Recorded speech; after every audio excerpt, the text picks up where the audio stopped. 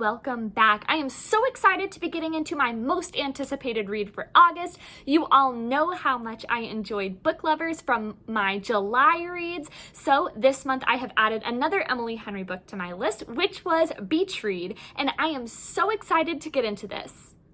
This book is about a romance writer who no longer believes in love and a literary fiction writer who is stuck in a bit of a rut.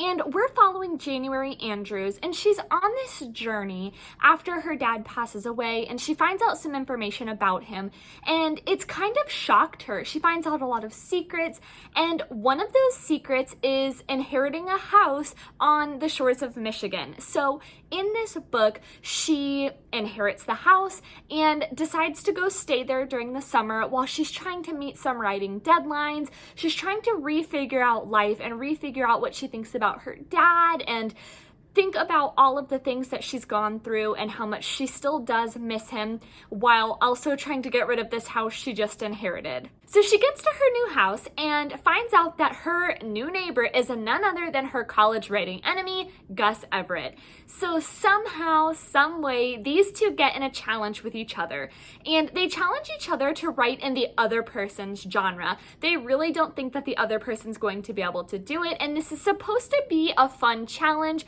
Maybe that will bring them out of their slumps, but really they're trying to prove to the other person that what they write about is way harder than the other person thinks. I'm going to leave the story there because I really don't want to ruin it for you. And I'll just add that this story had a really slow start for me. I actually didn't really enjoy the first half of the book. If this wasn't by Emily Henry, and if I hadn't just read and loved Book Lovers, I probably wouldn't have finished this one. But because I knew how much I loved Book Lovers and because I really had faith in her writing, I decided to stick it out, and I did end up really enjoying the last half of the book. So if you're struggling with that, or if you've read some of it and don't think you'll like it, I would say try and push through it because I really did enjoy the last half of the book. One thing that I did love about this book, and also it was a part of Book Lovers, is that Emily Henry writes her characters to also love books or to be writers. And I feel like as a reader, that is such a fun characteristic to give her characters. I automatically love them and feel like I connect to them. And it's really fun to have a plot line that kind of gets you more into the reading or writing experience. We're talking publishing deadlines. They're talking about their editors. I think that that is such a fun addition to her books. I'm not sure if it's in all of her books or just happens to be in the two that I've read, but I think that that is super fun. Throughout the book, January and Gus are sharing about their struggles as writers, and they're trying to find things to help them be creative. They're trying to find things that spark new ideas, and also just sharing about how real it is. I mean, it is still their job. So they're talking about bosses being on them about deadlines and people trying to check in and having to schedule things. And I just love how real that makes them, but it's also on a topic that I love. Another thing that I really loved in this book and really love about Emily Henry's writing is that even though she's writing about romances, she gives a layer of realism to her characters. So she adds a trauma or a real life event that a lot of people might relate to, and it gives her characters extra background, and it kind of explains why they are the way that they are, why they react to certain situations the way they do, and why they shy away from love. It really helps to explain the issues with relationships that her characters have until they find that one person. And I'll just share that she doesn't get as deep into this as Colleen Hoover, for example. It's much softer than that, but I really love the approach, and I think that it helps it not be as much of a cutesy romance. It still is one of those books, but I love that she adds some realism and real world examples and background to her characters.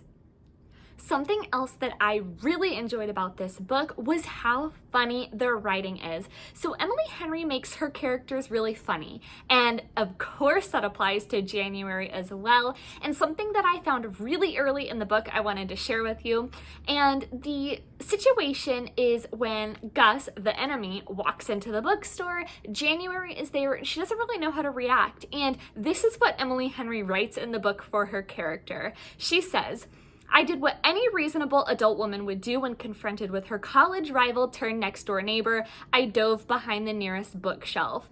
And I love that layer. It might not sound as funny while I read it to you and you're not in the context of the book, but her characters are just so witty and cute and relatable, and I think that so many people would enjoy this book or just any of her other books. If you couldn't tell already, I really did love this book, so for our final review, I actually gave this one 4 stars. Now, this would have been a 5-star review for me, but I really didn't enjoy the beginning. I felt like it took half of the book for me to connect with the characters, and realistically, if this wasn't an Emily Henry book and if I didn't love book lovers, I probably wouldn't have finished this one.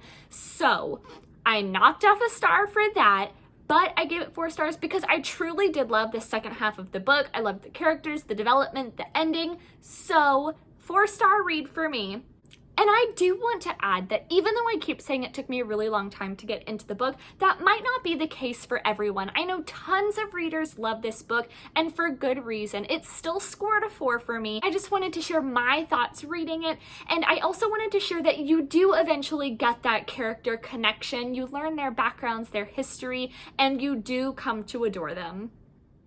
This was a super fast, easy, lovable read, and anyone who loves cutesy rom-com type of books, or enemies to lovers type of books, or Emily Henry in general will love this one.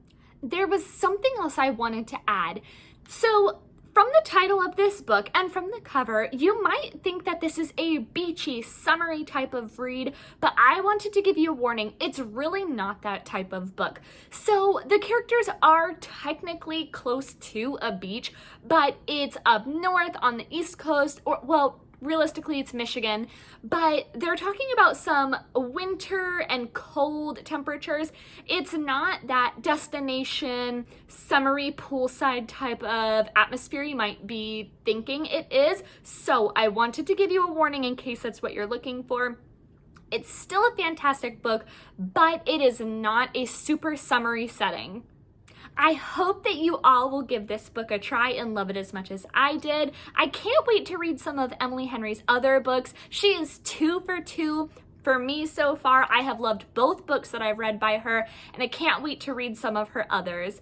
Thank you all so much for watching. I really appreciate it. And of course, I have linked my Goodreads down below so you can see what I am currently reading and to see my most up-to-date reviews.